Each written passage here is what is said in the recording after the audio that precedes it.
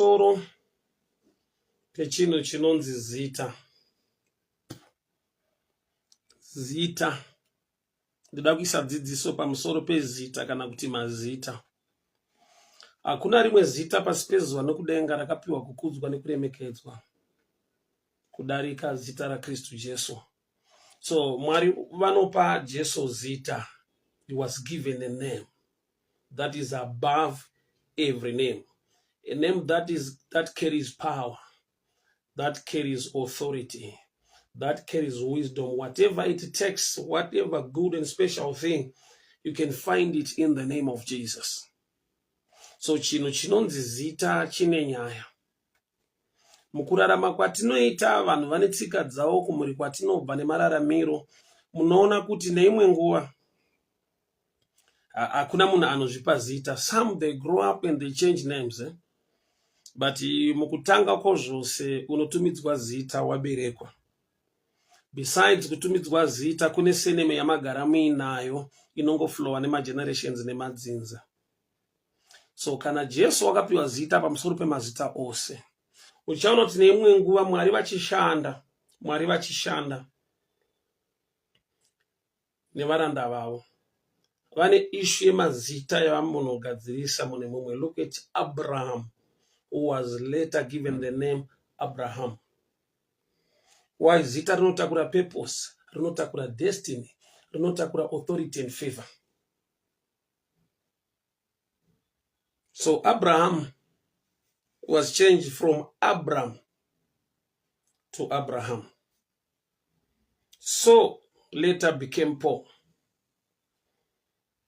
Ndofunga mazita evakawanda atinoziva nezvawo akatransformwa kana kuchinjwa nekuda kwezvikonzero. So ndoda ndibate pamusoro pemukomana unonzi Moses.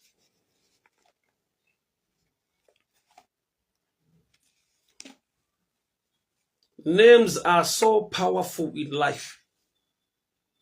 Zita rinotakura destiny, rinotakura authority, rinotakura zvakare even my problems, and whatever comes against you, zvimwe zvinoronda muzita. Saka uchiona tinonamata in the name of Jesus, in the name of Jesus. Kana maakunyengetera, Jesu unokurudzira kuti kumbirai muzita rangu. Ask in my name, ask in my name. But muanobva ita mubvunzo kuti but say patinonamata in the name of Jesus, zvino hazviitike. Riri zita rakatakura authority and power. Let me show you this. When you pray in the name of Jesus, in the name of muzita, number one, you must be in the name of Jesus. You unofanira kunge uri muzita. Kuva muzita, kuguidwa, kucontrolwa, kuva ne the character of Jesus. The name of Jesus is the character of Jesus. Saka haasi wese munhu anoti in the name of Jesus zvinhu zvoitika. Haasi wese munhu anoti in the name of Jesus zvinhu zvoitika. You can say in the name of Jesus, but usuri kuoperate in Jesus and we are not in him. Because abuse of office or abuse yemazita panyika naturally zviriko. Munhu anogona kushandisa zita rine power, rine authority, but zvikazivikanwa kunzi haasi weko ari kungoshandisa zita, ma results ake anova negative. The sons of Sceva vaitodawo kudzinga madhimoni in the name of Jesus, asi Bible rinoti vakarohwa zvikuru. Chakaita kuti vana vaSceva vashaiwe authority pakudzinga madhimoni, ivo vataura zita raJesu. Uchanzwa vachitobuda pachena kuti nezita raJesu unoshumirwa naPauro. Zvoreva kuti ivo, they are not part of the mission of Jesus. They are not in the name, but they want to use the name. Makata bo shaliba za yandara boji yadaka menta kaladiasa kadara bazande redaba ika dela bazadaka ribaba jaluga diasa konta barage menta baliga diasa kota baradiamando roboshia kakola bazande mahuga tabarando leboshia takola bazigida manto baradiasa kentaya baluga diatakola masikeria kabushalika daya redaba yaga dalaso leboshia katala basukeria kamande minte barado lebojiada. So Exodus chapter 2 verse 10. Exodus chapter 2 verse 10, and I'll read. And the child grew, and he brought him unto Pharaoh's daughter, and he became her son. She named his name Moses, and she said, because I drew him out of the water. Zita rekuti Moses rinoreva kuti chandakatora kumvura. I drew him out of the water. Kwete kuti ndakamubereka, asi kuti ndakamutora kumvura. Mvura haigone kupa vanhu vana. But Moses wakandotorwa kumvura avigwa namai vake ikoko. Soko zita rekuti Moses, he was named na Pharaoh's daughter kwete nekumba kwavo. Zvanzi mwana paakaendeswa kune mwanasikana wa Pharaoh, she named him Moses, meaning I drew him out of the water. So zita rekuti Moses rine chekuita nemvura, ndakamutora kumvura. Saka ndichamupa zita rekuti Moses. So Moses was named kumba kwa Pharaoh, not kumba kwavo. Hama dzangu tine mamwe mazita asiri ekwedu, but atakapiwa maringe ma situations, maringe dzimwe hondo dzaitika. Kana wakakurira mubarika, unogona kupiwa zita rekunzi Nyarai. Kushotesana kuti Nyarai, kushotesana. Kune mazita akawanda. Traditionally unonzwa mamwe mazita ari a bit weird, but aunogona kungo suspecta kuti panga pane nyaya. Muna vanzi Makanyara, mumwe anonzi Tapfuma. There are many names, many names. Dzaunogona kususpecta wega kuti hakusi kuti vabereki vakagara pasi vakati this is the best name we can give to the child, but inyaya kuti they were in a situation that yakabata mind yavo to come out with such a name. Zvakafanana nechinhu chatinoti nickname. Nickname harisi zita rekuberekwa naro, izita rekuti dzimwe nguva pane incident yakaitika, kana kuti une hunhu hwaunoita, une matauriro aunoita akaita kuti vanhu vati uyu, kana vari vatambi vebhora nematambiro ako. Saka there are times yekuti zita rinobata pauri kana rawakatunga rawakapuwa harisi rekuti ndo zvavaida. Thank you Pastor Shoko. He's saying hard life. Hard life haisi mindset yevanhu yekuti tanyatsoona kuti toda kupa mwana zita pano, tabereka mwana chipo chinobva kuna Mwari, munhu ane destiny yake neremangwana rake muupenyu. Saka tobva tamuti hard life. Nyangwe life ichizonzi inooma, life iri tough, iri hard, coming up with such a name influence ye situation yanga ine vabereki, kwete kuti ndo zvavaida, ndo zvavakagumirwa kuti pamazita ese mwana uyu anofanira kungonzi hard life. So kune zita rinogadzirwa nesituation, kune zita rinouya nekuda kwesituation, robata pamunhu. So zita iroro manje rine nyaya dzarinoshedza. Zita hama dzangu rine impact.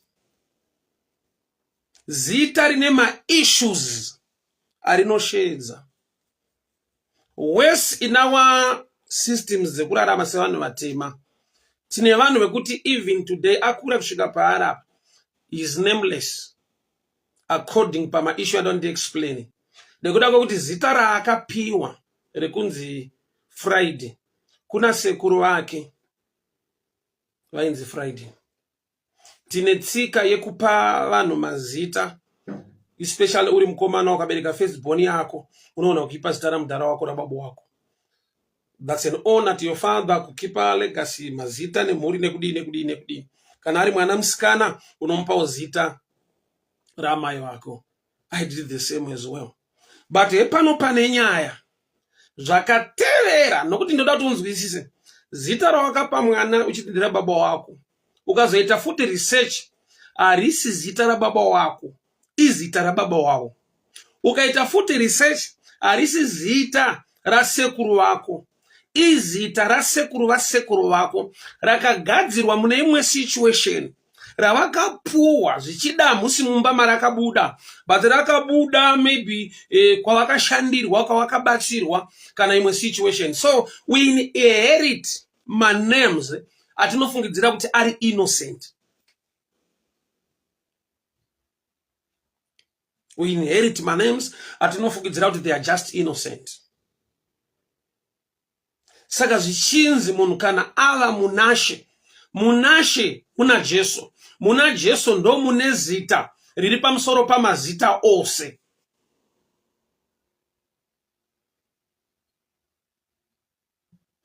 Kana munhu ava munashe, ava chisikwa chicha, you must be born again.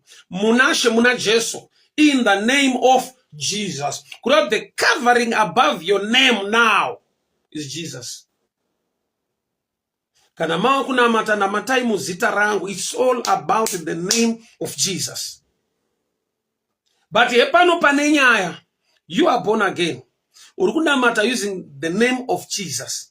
But hepano pane nyaya, are you in the name? Kana ndichiti are you in the name? Do you carry the character of Jesus, or you just want to use the name of Jesus kuti zvinhu zvako zvikitire zvakanaka? So vanakomana vaskeva vakaedza kudzinga madhimoni, but ivo ndo vakarohwa, yet they were saying the right name, the name of Jesus, but they were not worshiping him. They were not in the name. They wanted to use the name. Hapasipo pane nyaya, but the scripture ndaverenga now. Ndiada nditsanangure panapa. Exodus 2 verse 10. Saka zita rekuti Moses, it's a foreign name, risiri kumba kwao, rikumba kwa Pharaoh. Kurati akatakura an Egyptian name, iye an Israelite. He was named mwanasikana wa Pharaoh. So atakura an Egyptian name, iye an Israelite. Ndoda kukuratidza ma effects kuti chii chakaitika panhau yezita raMozisi. Chii chakabata zita iri rakamuunzirei muupenyu hwake. Sandaenda ku somebody who can have a question yekuti I was named, so I can't change it. Tori pa birth certificate and everything. Let me give you this understanding. You can't change the name, but nokuti wava munashe, the name of Jesus is so powerful to erase my effects ezita iru. Haugone kurichinja, but unogona kuramba kurirarama nokuti kana wa munashe wane the character of Jesus. Zvaitevera mazita aya zvaipa munhu a character yekuti zvimwe zvinhu zviitike muupenyu hwako. Okay, somebody's coming in. Nimbo explain something panapa. Unoona ere kuopareta kwakaita varungu pa time yecolonization. Nyangwe varungu vakafaitwa ma-African states akaita independent. But pane chinhu chatisina kuita independent from their lifestyle. Sa uchiona chirungu chinobigwa chinoremekedzwa stereki. Sa uchiona ukabudirira unonzi murungu. Inyaya yekuti murungu akaenda, but urungu hwacho tinohushuwira ndo watinoda kurarama. That's the system yekuopareta kwemadhimoni. That's the system yekuti zita rawakapiwa ratete rakadyara humwe unhu necharacter zvisiri zvako. But kana waamuna Jesu waakuramba zvinhu izvozvo, uchaona kuti the name will be there, but it will never affect you because you are in the name of Jesus. Varungu vakadzingwa vakaenda, ma-African states akaita independent, but takasirwa language, takasirwa character, ma-belief systems, zvatinokoshesa zvese zvakava corrupted. Till today tinotoshuwira the lifestyle inenge yemurungu. Even zvakaipa zvichitikuvadza, but nokuti ndo zvaremekedzwa nesociety. Let's go alright, kana padiet. The original traditional food inogona kutarisirwa pasi to an extent yekuti munhu ari kudya nhanga nemunhu aenda kunodya pizza, vachitaurwa musociety, vachitaurwa nezvo, vanoita sekunge uyu achiri akasara. Why? Urungu hwakati bata. Nyangwe murungu akaenda, vakasiya a system inoita kuti tive ma-victims, ma-problems. Saka unosvika paunoti asi dai murungu aripo, dai varungu varipo, dai varungu vazodai. Why? Because vakadyara a system like the education system. We just inherited. We chased them, but we inherited my systems avo. Saka uchaona kuti they can operate us from far. Saka uchaona pane difference yemunhu ari demon possessed. Kuti uya ane demon. Kogoita munhu wokuti demon ahana, but anocontrolwa from outside. He's being oppressed by demons, yet he is not possessed. Sezvakaita varungu. Kuti vanenge vabuda munhu, we are still controlled. Saka kune demonic system inodaro, yekuti ukatonamatirwa wabatwa musoro hapana demon rinomanifesta rinobuda. Sorry, pakapinda ko inombokata. I don't know who's calling me. So, rega ndisiye subject, akusiko kune nyaya. Nyaya ndinayo ndeyemurume unonzi Moses. Haana kupiwa zita namai vake. Exodus 2 verse 10 yati, mwanasikana waFaro ndiye akati, I will call him Moses because ndakamutora kumvura. I will call him Moses because ndakamutora kumvura. So haana zita rekumaHebrew, ane zita risiri rekumba kwavo. Saka uchiona kuti even calling payakauya nezvese zvakauya mulife yaMoses, destination yaaifanirwa kusvika, kwaaifanirwa kuenda kwacho, haana kukwanisa kusvika.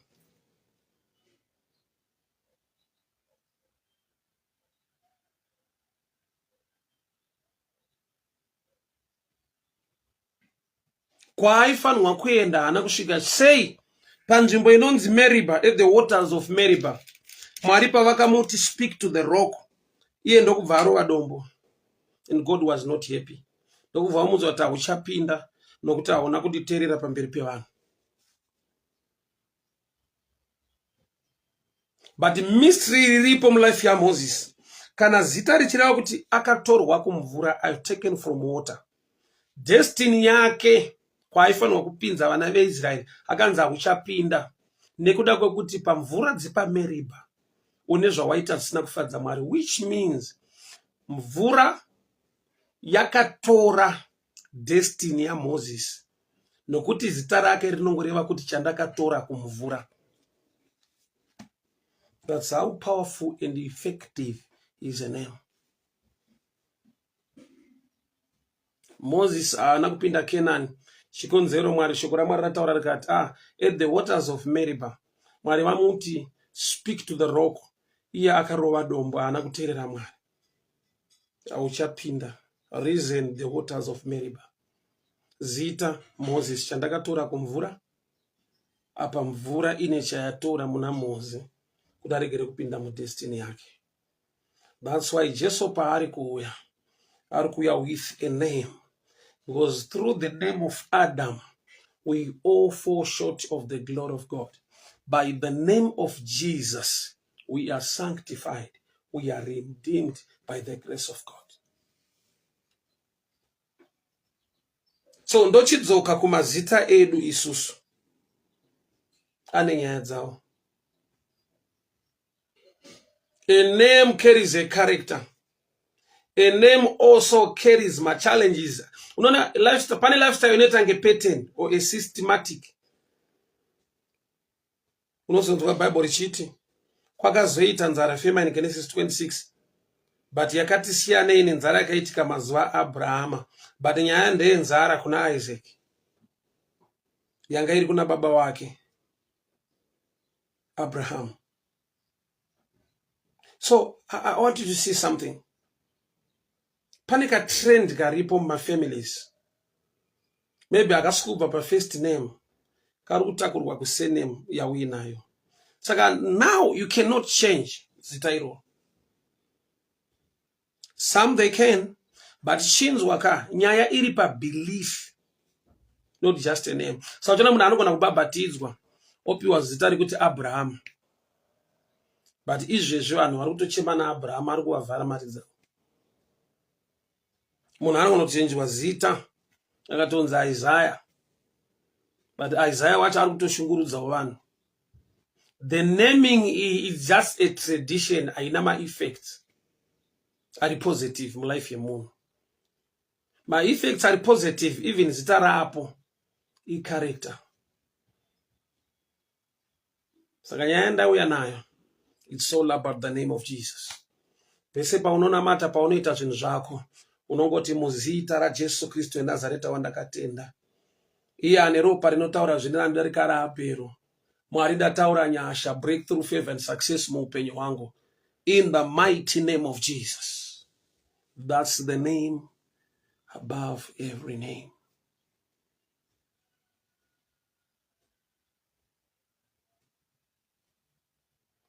A name above every name.